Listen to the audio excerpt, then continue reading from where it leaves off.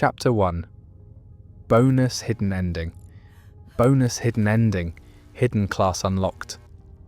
A dry system message on the monitor. Whoa, it worked.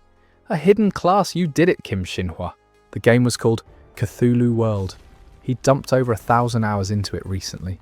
It brought Cthulhu mythology, the whole atmosphere of At the Mountains of Madness, Dagon, and Nyarlathotep, into a modern South Korean setting. That's why everything in this game was way harsher and more horrifying than reality. Human civilization here was just a sandcastle, ready to crumble at any moment before cosmic evil. The weak minds and frail bodies of humans became food for surreal entities from other worlds, and knowledge and wisdom turned into a curse that accelerated their doom. Corrupted religion praised abhorrent wisdom. Blind science studied forbidden knowledge. The only weapon given to humanity was a veil called ignorance, and even that was too thin and pathetic to stop indescribably colossal beings. So, sounds intriguing, right? Whatever others thought, for him personally, it was a masterpiece. That specific setting and atmosphere hit him right in the heart. He was a horror fan. But the fun didn't end there. As befitting a game aiming for cosmic horror, it was truly, genuinely, devilishly difficult. Hellish difficulty, deadly traps, ridiculously strong bosses, the kind where you wondered if the devs even intended them to be beatable, and named NPCs who'd hunt the player down. Of course, for a hardcore gamer like him, who played everything out there, this was just a challenge that fueled his excitement. And so, once again, he'd cleared a damn difficult hidden ending, and as a reward, he got this class. But there's no one to even brag to. It's so sad it makes me cry. With a faint hope for a miracle, he went to the game's forum. For the past year, every single post there had been written by him. The view count under each one was telling. 1, 1, 1, 1, 1, 1. Back in the day, there was at least some information sharing, but now the community had completely died out. Yeah, the game had flopped. The game was dead. No arguing with that. The radical setting, dark atmosphere, and teeth-grinding difficulty. Yeah, those were niche things, but the project failed not because of them. The game died because of bugs. There were way too many of them. Getting stuck in textures or falling through walls. That was just the tip of the iceberg. Who'd want to play when the client constantly crashed and a lovingly leveled character could just disappear? And everywhere, there were ridiculous traces of unfinished work. A prime example was the ancient Tome of Lacrex, an item that always dropped with every playthrough. In Cthulhu myths, grimoires like that usually contained supernatural wisdom or drove you insane. If an item had no special properties, it should at least trigger some kind of event. But the Tome of Lacrex, appearing with pompous special effects, was completely empty. And no events were tied to it. He even thought Lacrex might be a name or a place, but no such word existed in the entire Cthulhu world. What else could it be but a half-abandoned idea from the devs that they'd conveniently forgotten? Because of all this, players abandoned the project. He was probably the only one who'd gotten this far. No, I'm definitely the only one. If there was anyone else, at least one post by someone else would appear on the forum. Did no one else like Cthulhu and cosmic horror? With such fragile minds, how could anyone save the world from mythical gods? Anyway, if you could endure the initial inconvenience and absurd difficulty, the game was pretty decent. Unfortunately, he'd adapted to the abundance of bugs surprisingly fast. If you treated every janky mechanic with an, this is just a hidden feature attitude, you eventually reached enlightenment and started using bugs to your advantage. Some absurd glitches really helped with progression. I probably shouldn't have gotten so used to this dumpster fire. Whatever. Who cared whether anyone else knew about it or not? What mattered more was protecting the world from the horrifying Cthulhu. Anyway, character unlock this time, huh? The world of Cthulhu had hundreds of possible endings. Watching the story develop differently depending on the chosen route was fun in itself, but each new ending also gave a small reward or unlocked hidden content. If the game was dead, Could it at least not be this interesting? It was exactly because of these various rewards and secrets that he could spend so much time on it without getting the slightest bit bored. Now that I've got it, maybe I'll play as him. I was thinking of playing a mage next time anyway. Since it's a hidden class, there must be some cool options, right? The gameplay experience changed drastically depending on the build. His previous character was a martial artist who could transform into a beast. Under buffs, even bullets couldn't pierce his body, and his monstrous strength let him throw boulders. He didn't have a drop of magic, but blasting his way through any obstacle with just his fists was incredibly fun. Now he'd create a mage, the complete opposite, and with the enticing hidden tag. He clicked the new game button on the title screen and opened the character creation window. Abyss-gazing mage, a mad mage who studies the abyss, forbidden to humans. The abyss itself is a living monster.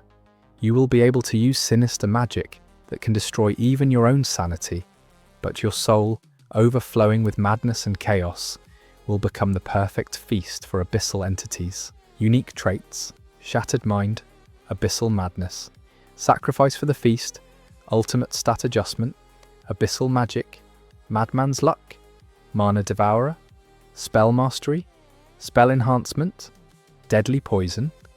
Shattered mind: you gain 2 random madnesses. If for any reason one of them disappears, you gain a new one. The confusion caused by these madnesses cannot be prevented. The price for gazing into the abyss is eternal, indelible insanity.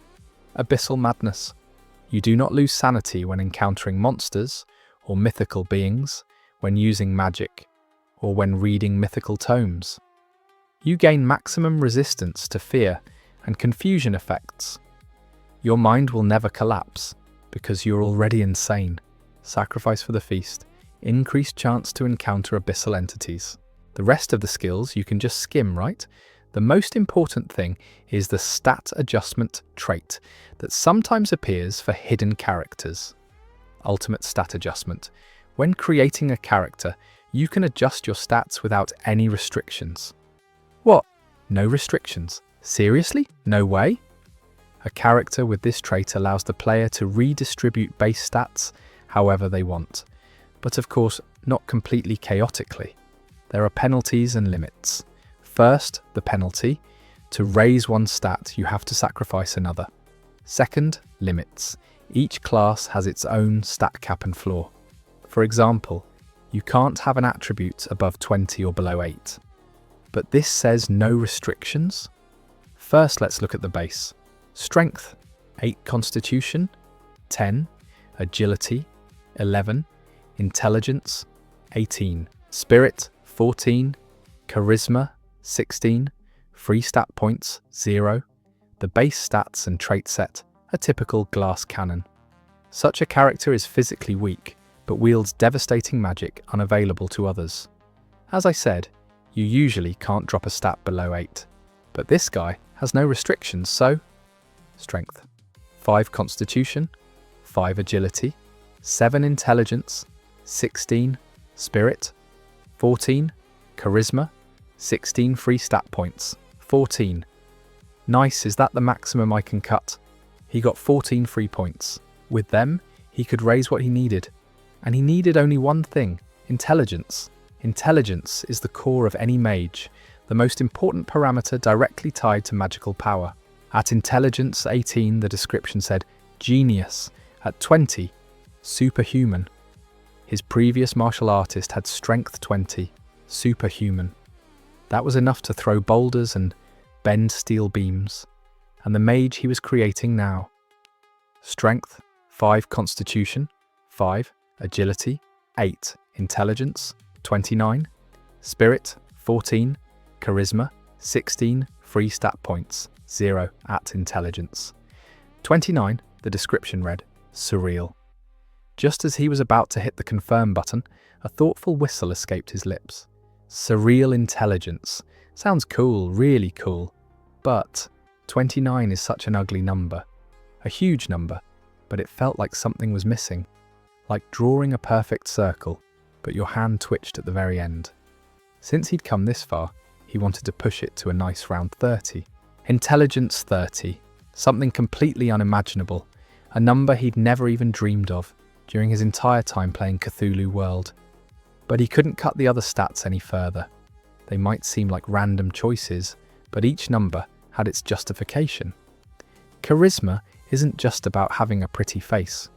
It's the minimum needed to negotiate with mythical creatures and gain favour with supernatural entities. It would be great to have off-the-charts charisma, but he could pick up a few points from artifacts during gameplay. So, charisma 16, attractiveness. He couldn't touch it. Agility 8 was also the minimum, calculated with future buffs and gear in mind. Drop it lower, and he'd die before finding what he needed. The same went for spirit and constitution. His gaze caught a tooltip that appeared. Strength, weakness. A mage doesn't need strength anyway, right? In the end, he clicked the minus button next to strength once more. Oh great Cthulhu, oh Yog-Sothoth, I sacrifice my body. Grant me more intelligence. Strength, 4 constitution, 5 agility, 8 intelligence, 30, spirit 14, charisma 16 free stat points, 0. As soon as strength dropped to 4, the description changed too. Strength 4, sickliness. But that's fine, just look at that intelligence. Intelligence 30. People, look. He created a character with 30 intelligence. Ah, damn. The forum was still dead. Meanwhile, in the detailed description window for intelligence, a phrase appeared that he'd never seen before. Intelligence 30. Mythical. You possess knowledge inaccessible to humans and wisdom bordering on insanity. Huh? What's this? First time seeing such a message. Could this be it? A hidden trigger? His heart pounded with joy at the thought that he'd stumbled upon another secret. Yeah, only with such a degree of madness can you call yourself a truly insane mage. Actually, for survival, it's far more useful to create balanced characters rather than such lopsided freaks. But today, the concept was extreme madness. If the build turned out unplayable, he'd just delete the character and start over. Next, traits. The abyss-gazing mage already had more than others, but just like with stats, he could take additional negative perks to use the points on useful skills. Since he'd already sacrificed strength, he decided to throw in the most radical penalties. Reduced stamina, reduced strength, reduced health, weakness in melee, increased damage taken, vulnerability to diseases, inability to use heavy weapons, increased injury chance, vulnerability to poisons. In exchange for all these debuffs, he could pick up a bunch of useful magic properties.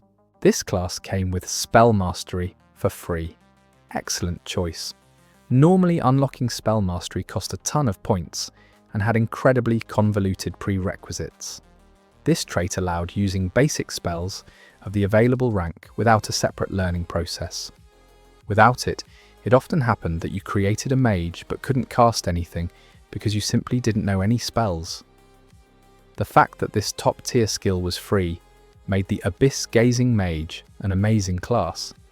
So he added Understanding of Arcane Lore, Spell Enhancement Maximize, Spell Enhancement Power, Spell Enhancement Range, Quick Cast, Double Reading, Skip Gestures, Catalyst Substitution, and Spell Thief.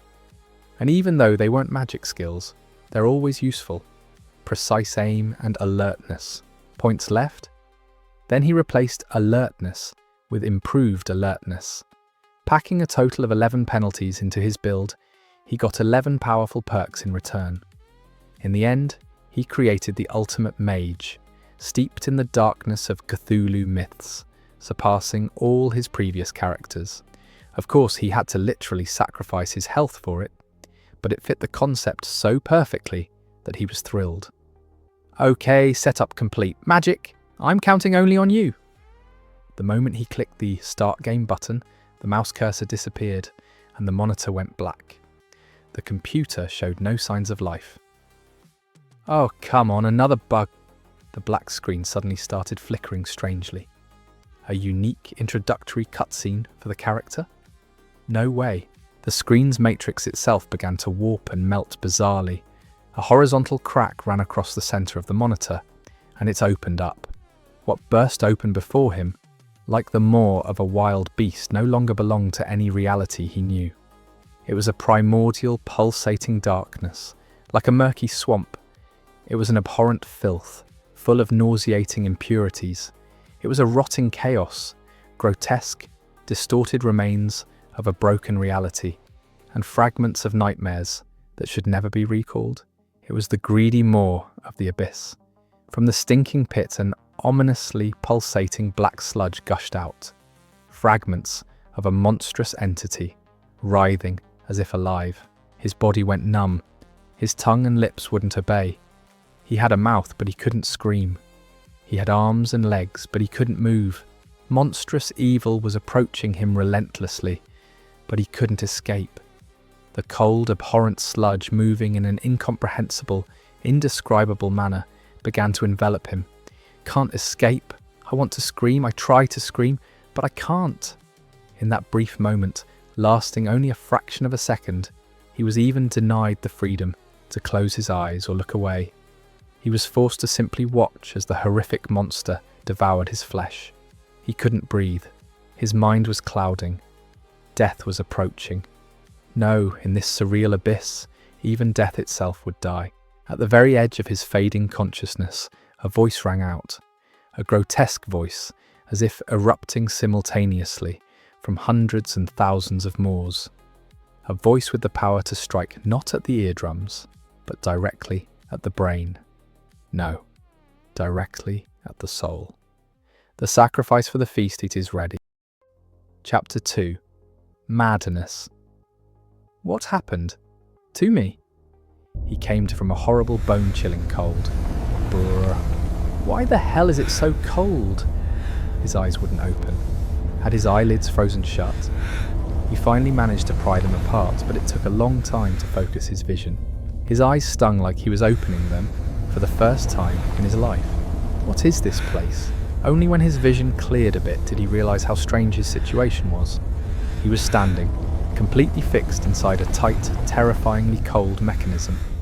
Moreover, he was surrounded on all sides by a sealed glass capsule, just like a test subject who'd fallen into the hands of a mad scientist, and the clothes he was wearing were completely unfamiliar. Pure white fabric with no pattern. Leather straps were firmly sewn to his wrists and ankles. Right, so these straps are holding me in place, but this style? Is this a straitjacket for violent mental patients? Ah, got it. He'd finally lost his mind. His last memory surfaced. Something started coming out of the monitor. God, so that's it. He always knew he'd go too far one day. No, seriously, what the hell is going on here? This wasn't an insane asylum. What real hospital locks patients in giant cryo capsules? Weird feeling. His emotions were switching too quickly. Was he always like this? Instead of panicking and throwing a fit, he felt surprisingly calm, slowly looking around. So, outside his cryo capsule, dim lighting, strange equipment, dirty exposed wires, a couple of tables, and along the walls, on both sides, rows of identical capsules, and inside, people were sleeping. What the hell is going on? Wait a minute. He'd seen this layout before. And just as a guess started forming in his head, a translucent message appeared in mid-air. You have awakened inside a cryo capsule. Your body is numb. Your flesh, frozen for a long time, is gradually regaining sensation. Where am I? Who am I? You realize you have lost your memory and experience deep shock. You don't know where you are, but one thing you remember clearly. Your name is Kim Shin-hwa. You lived in South Korea and... What is this text? And his memory was perfectly fine. What kind of nonsense was this? Suddenly the sound of releasing air came out. With a quiet motor hum, the cryo capsule he was trapped in began to open, and the straps binding his body automatically came loose. Oh, he was going to live. You are an abyss-gazing mage. No one knows what you must do, or what ending awaits you. Good luck. What the fuck? But the real fuckery was yet to come. Another message immediately popped up. System. The penalty trait Shattered Mind is activated. Since you currently have no active madnesses, you receive random ones. Madness? Madness? The same madness from Cthulhu World?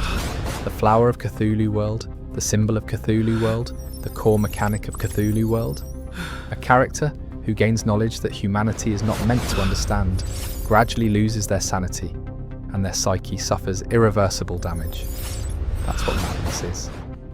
System.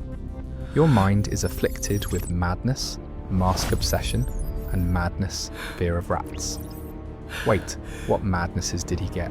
The abyss-gazing mage has an unbreakable will that will never shatter, because he's already insane. A mind that's already broken can't be broken twice. You have to live, constantly carrying a certain degree of insanity. I'm an abyss-gazing mage and I got madness. A couple of psychoses didn't mean problems would start right away. After all, they say every modern person has a bit of madness in them, right? As long as what he's obsessed with or afraid of doesn't trigger him, there won't be any problems. No, there shouldn't be, right? So I have a mask obsession. Mask obsession means that, unconsciously, he touched his face. The fact that nothing was covering his face. You realise that your face is uncovered. Your face without a mask seems unbearably creepy and frightening. The madness dormant within you awakens, distorting your sanity. A bout of confusion is approaching. Hey, stop, wait, hold on. A bout of confusion is a type of negative status where madness bursts out and you start acting like a real psycho. System. Attempting to resist the bout of confusion with your spirit stat. Spirit check. But attacks don't always happen. He had a spirit stat, and the higher it was, the better the chance to overcome the bout. Fail. Ah, damn. System. The effect of madness, mask obsession, triggers negative status, bout of confusion. The messages dutifully displayed the text, but he could no longer grasp their meaning. Something more important had appeared. A creepy feeling. His face was covered in goosebumps. A disgusting feeling, like something was crawling under his face on hundreds of insect legs. Something is crawling there. The skin on his face feels like it's tearing. It's stretching, sliding off. Something is crawling under his face. If he doesn't cover it with something to protect it, his face will tear. His vision distorts. He barely manages to wrap both hands around his face, which feels like it's about to melt and slide off, and stumbles out of the cryo capsule on shaky legs. His face is melting. The bug crawling under his cheek is disgustingly pushing against his eyeball. His vision distorts. It's crawling out from under his eyelid. The bug crawls around on his forehead a bit, flaps its wings a couple of times, and flies off. Under both cheeks it's unpleasantly prickling, crawling, tearing his flesh. Everything before his eyes is swimming. Something is blocking his view. A bug? No, it's his hand. A crooked chair is lying on the floor, and it's laughing at him. Don't look at my face, a horrible screech rings out. Is that noise coming from his throat? Grotesque noise is running out of his throat. On the chair, there's a large paper bag, large enough to pull over his head. Grab it, need to cover his face. He needs a mask. There's something inside the bag. Need to wrap it, hide it so it doesn't burst. Empty the bag, and hurry! System, you have put on a mask. Negative status, bout of confusion has been removed. Note, if you lose the mask, the madness may manifest again. As soon as he pulled the paper bag, the mask, over his head, the confusion disappeared. What he put on was an ordinary paper bag with no eye holes. Because of that, he was completely blind. But the echo of the madness and the pain from the attack hadn't subsided yet, so the darkness was actually calming. Now he could only hear his own heavy breathing. The rustling of insect wings was gone. They hadn't been there in the first place. Losing his mind? Right, he'd already lost it. Anyway, nothing would change if he just sat here. He needed to at least get some visibility. He tried to make eye holes in the bag, but it didn't work. Had he used up that much strength during the attack? His hands were shaking like crazy, and and there wasn't an ounce of strength in his limbs. If he accidentally tore the whole mask now, his life was over. Carefully pushing his hands inside the mask, he slowly tore holes. There you go, good job, Kim Shinhwa. Only when he regained his sight did he realise how grotesque he must look right now. A paper bag on his head, a pure white straitjacket on his body. Thank God he was at least wearing shoes. Cheap white rubber slippers, but still. Either way, he couldn't take the mask off now, even if he wanted to. If I lose the mask, will this happen again and again? Even if it's a paper bag and not a real mask, he perceives it as a mask. And as long as he wears it, the attacks won't happen. But mask obsession wasn't his only madness. The second one, list of active madnesses. Madness, mask obsession, madness, fear of rats. Thanks for the reminder. Oh, how thoughtful. What the fuck is going on? The madness and the resulting bout of confusion were a horrific experience. For a player on the other side of the screen, madness was just another status effect, but only now did he truly understand what kind of nightmare the character went through. Just as his sanity more or less stabilized, his body started acting up. Cold, so damn cold. While thrashing around in delirium, he'd gotten out of the cryo capsule, so he wasn't being frozen to death, like in the first few seconds, but the temperature in the room itself was very low. He wrapped his arms around himself and shivered. He must have sweated a lot during the attack because the straitjacket was soaked through. This sweat was about to freeze solid. Now what? Where's a heater? No, at least a lighter. Wait a minute, come to think of it. After going through panic, anger and irritation, a natural realization came to him. Madness wasn't the only thing the abyss-gazing mage had. Right, I'm a mage. Since he'd become a mage who gazed into the abyss for fairness, he should be given not only madness, but also magic, right? In Cthulhu world, mages are incredible beings. Those who have the power to distort causality, change the laws of the world, and create whatever reality they desire. Moreover, he wasn't just an ordinary mage. He was a genius mage with superhuman intelligence. He'd become a being capable of achieving anything he wanted. I need warmth, which means fire. How do I use magic?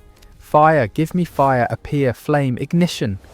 His hope instantly turned into will, and mana flowed along a set path. A movement as natural and simple as breathing or wiggling his fingers. Perhaps even more familiar than blinking or moving his tongue. The mana erupting from his body rewrote reality, manifesting his desire. A pile of papers scattered on the floor, apparently the same documents that were in his mask, ignited. Red light, smoke, and a fairly sufficient amount of heat appeared. Now I can survive. While he was blankly staring at the flames, his eyes began automatically dissecting and analysing the components and mana flows forming this fire. This flow was an artificial combination of mana created by him. Simultaneously, a list of spells capable of transforming, amplifying, or subduing this mana flow surfaced in his mind. And even more magic existing beyond that list. He could do all of it. Just fucking awesome. He really was a mage. He was simultaneously overwhelmed by a thrilling feeling of omnipotence and a slight sense of insignificance. In the end, due to emptiness, a self-deprecating laugh escaped his lips. Ha ha ha ha ha, losing my mind. Did I really fall into a game? And into this dead dump of all things? He knew the name of this place. Secret Laboratory K3675. This was the starting location of Cthulhu World. Chapter 3. Through textures. No time to slack off. Need to get out of here. That's all I'm thinking about right now. The hastily lit campfire could go out at any second. Where its heat didn't reach, cold and darkness ruled, but he could still roughly make out his surroundings. Rows of cryocapsules and the test subjects sleeping inside them. The name of this place was Secret Laboratory K3675. The name felt cheap, like someone just typed random numbers, but anyway, it was a secret testing facility for some corporation. A place where forbidden technologies were studied, life extension and resurrection of the dead. The local scientists had absurd ideals and immense pride. believing they could turn the impossible into the possible, and in the end, they touched knowledge they shouldn't have. But all they created were ugly, abhorrent monsters, beings that could neither live nor die. The lab's insufficient equipment couldn't contain the creatures, and eventually the complex was shut down. That's the detailed lore of this location, but right now, he didn't care about any of that.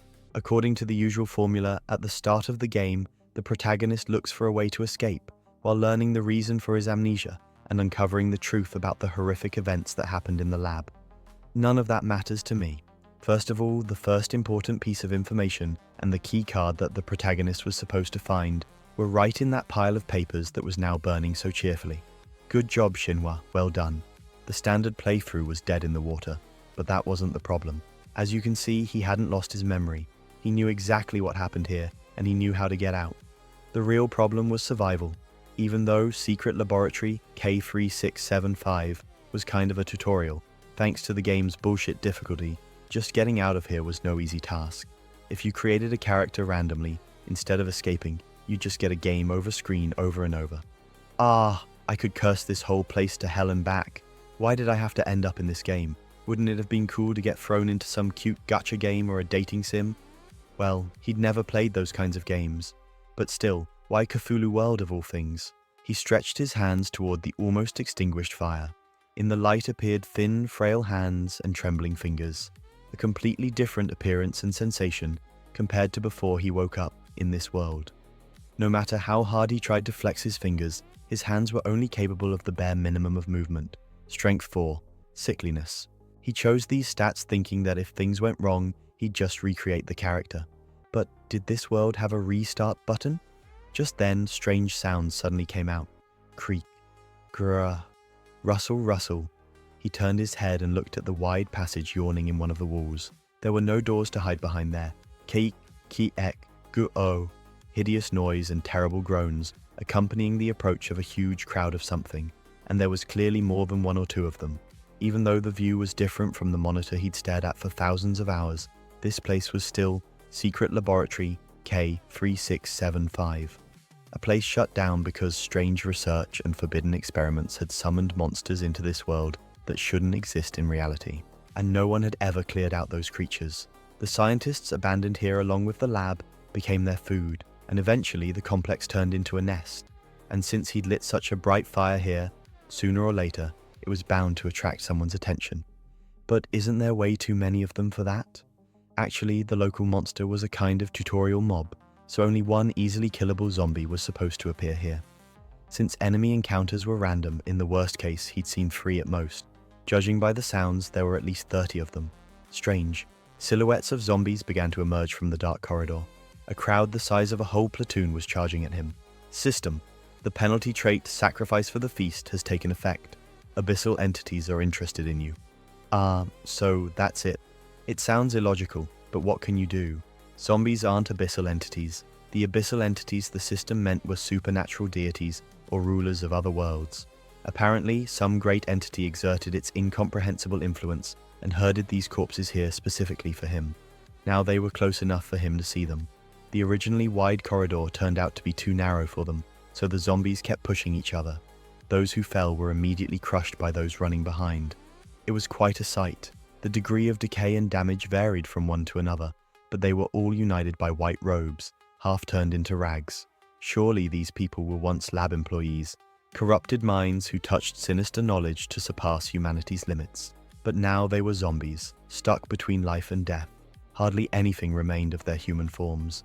Grotesquely long claws on hands and feet, mangled bodies dripping sticky black fluid, some missing an arm or a leg, some with intestines spilling out from a gaping wound in the stomach, some with a shattered head, brains visible. As in many games in Cthulhu World, zombies were boring low-rank monsters, but, facing them in person, he felt a real threat emanating from them. The realistic bloodlust and nauseating stench of decay would drive an ordinary person insane in no time. Despite all this realism, he didn't feel any particular shock or fear. Wow, damn, real. They're really real. Yeah, they were real. Zombies, for real. An oppressive sense of reality that couldn't be dismissed as a dream or hallucination. He wasn't struck by the monsters themselves, but by the fact that this absolutely absurd situation had become real for him. A crowd of zombies spewing foul black fluid is approaching you. Their number is overwhelming. This is the worst situation, one from which no one can escape. The terrifying stench of death and unnatural, jerky movements. Seeing these grotesque and hideous figures, you experience physical revulsion, as well as dizzying fear, helplessness, and despair. Sure, despair. He was telling you he wasn't scared. System, attempting to resist fear with your spirit stat. Spirit check, fail. What? Damn, he even said that out loud because he was so surprised. Fail? Seriously? Oh right, because the check depended on probability? But you have already gazed into the deepest abyss. The madness of the abyss, paradoxically, will become a shield protecting your sanity. White sparks flashed on his temples, destroying the artificial feeling of fear the system was trying to impose on him. System, unique trait, abyssal madness is activated. Fear effect removed. Now he understood roughly how things worked here. He wasn't an ordinary person. As long as he had the abyssal madness trait, no matter how repulsive these monsters were, they couldn't deal any damage to his mind. And he had power capable of more. Hey you bastards, don't come any closer. Goo-oh-oh. Words of course wouldn't reach them. They didn't even have the intelligence for that. But that wasn't the point. As the zombie crowd approached, his mind, on the contrary, calmed down, and he began to understand what he could and what he had to do. Alright, show them, Kim Shinhwa. Show them everything. He directed his will toward the campfire, from which only tiny sparks remained. His colossal intelligence of 30 points went into full gear. All the calculations necessary for mana manipulation were performed in an instant, and his will manifested into reality at a speed exceeding thought. As soon as he began seriously manipulating mana, he could see it physically. The mana scattered around him came into turbulent motion. Are these red sparks filling the whole room all my mana? A strange feeling like being inside amazing special effects. Flame control. Spell enhancement, maximize. Vroom. The flame roared with explosive force. The campfire, which could now be rightfully called a blaze, instantly expanded and lunged at the zombies like a living creature. Normally, flame control was a trivial spell that could only slightly change the direction of fire. But this tiny, insignificant magic, combined with the spell enhancement maximize trait, became incredibly powerful. The firepower turned out to be way higher than he'd expected. No, that wasn't all. The amount of mana erupting from his body, it was too great. As soon as he started releasing energy in earnest, a whole stream gushed from his mana core. Like the gates of a dam, locked for many years, were opening. Mana of the highest purity was pouring out. It couldn't be stopped. But despite releasing such a huge volume, the reserves in his core hadn't diminished at all. No, it wasn't even that. What the hell is this? It's a whole ocean. Maybe in a situation where he was spewing fire, this was an inappropriate metaphor, but it was like someone pouring an entire ocean on you for a glass of water. What am I capable of then? The glowing particles of mana moved along with his hands, and he poured all of it into the flames burning the zombies. The fire turned into a giant wall of flame, completely covering the corridor where the corpses were coming from. With this kind of power, this spell could compete with high-level magic of the 3rd rank. No, go big or go home, even with low-level magic of the 4th rank. And all that, just a basic 0-rank spell for lighting fires. Since zombies were undead that felt no pain, they kept stubbornly pushing forward despite the raging flames. But even those few elite individuals who showed such persistence simply turned to charcoal and crumbled to dust before this giant wall of fire. Did I deal with them? Oh, his bad. He hurriedly closed his mouth, but the consequences of this classic unnecessary phrase weren't long in coming. At the very back of the merrily burning crowd, a new friend appeared. Outstanding aggression and an oppressive aura, noticeable even from afar. A massive body, taking up the entire narrow corridor by itself. A grotesquely swollen, distorted, and twisted body. It was a giant zombie, the mini-boss of the secret laboratory. Leaving aside the unoriginal name, probably given just based on its appearance, what the hell was this bastard doing here? Normally, I was supposed to meet him only a floor above. Is this all the effect of sacrifice for the feast? They do whatever they want. Unlike the other zombies, this guy had something like intelligence. Well, intelligence. Just enough not to blindly charge into a roaring wall of fire. Anyway, he was no less dangerous. The giant zombie tensed his bulging muscles, started grabbing ordinary corpses and throwing them. Damn, he was strong. Burning bodies flew toward him. Invisible hand, magic using weak telekinesis. He thought about spells like Shield or Distortion Field, but those were first-rank magic, and he couldn't use them. No matter how immense his mana reserves, a first level was a first level. He only had access to basic 0-rank spells, but he compensated for the lack of effectiveness by simply pouring excess mana into them, and for their limited effect with his superhuman control ability. He imagined the invisible hand catching the zombie flying at him. Oops, overdid it. The zombie that was flying so merrily toward him was instantly crushed like a tomato in a transparent press, all its juices squeezed out. Not a pleasant sight, but even scarier was that, seeing something human-like burn or be destroyed like this, his mind felt no emotions or shock whatsoever. No time for sentimentality. If he delayed, more would come. He shifted his mana, putting a new image into the invisible hand. He just threw a piece of zombie flesh, crushed in midair, straight at the giant zombie. But that piece of meat shot out with the force of a cannonball, and the giant zombie's body, caught in this ridiculous attack, simply exploded into pieces. With that, the screams of the crazily surging monsters stopped. Looks like that's dealt with. What a stench! The bodies burned, spreading an acrid smell of smoke mixed with an abhorrent stench. But in the distance, a strange vibration could be heard. Were zombies from all the other floors gathering here too? Our Kim Shinhwa was incredibly popular today. Ah, such a pain. He scratched his head and changed his mind. Following the official route, mindlessly fighting off monsters, was a waste of time. He looked around the room he was in. His gaze landed on the square, monotonous space. Only one exit. On the wall to the left of the exit. Cryocapsules 1, 2, 3, 4. People were inside, but better not to touch them. On the opposite side, one table and a second table.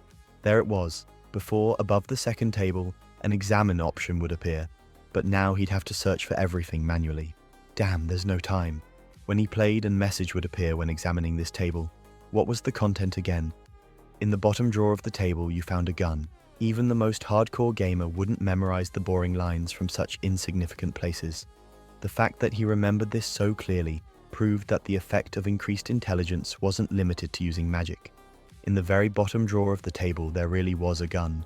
But increased intelligence didn't give him abilities he didn't have. His weapon stance looked ridiculous even to himself. The safety is around here, then you pull it like this and shoot, right?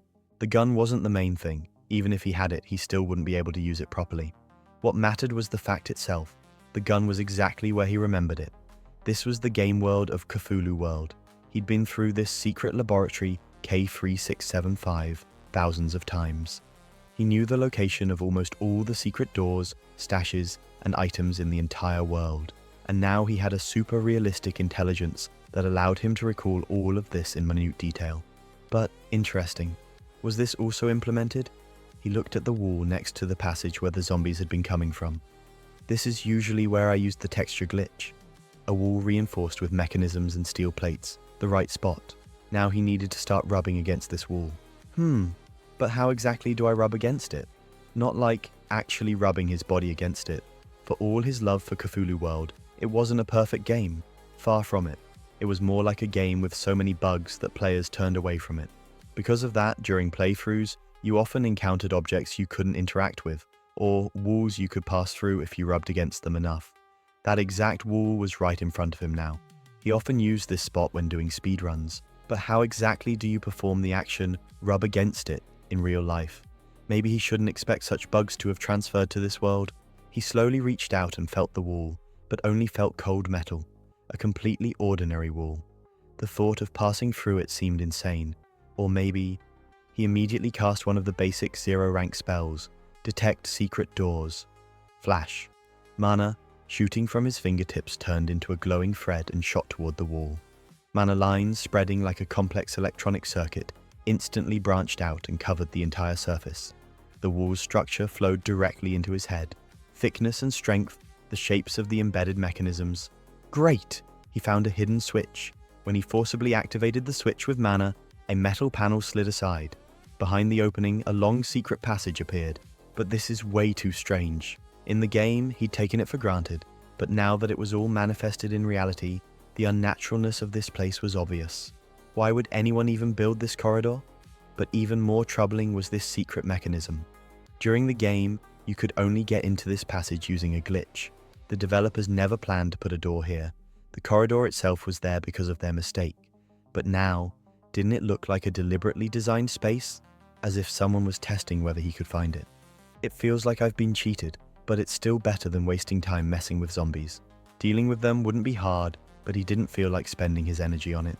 His current goal was to escape the lab as quickly as possible. The noise was already very close. Whatever. Here goes. Trap or not, he'd find out when he opened it. With that thought, he stepped into the dark corridor. If he followed it to the end, he'd arrive straight at the boss room of this secret laboratory.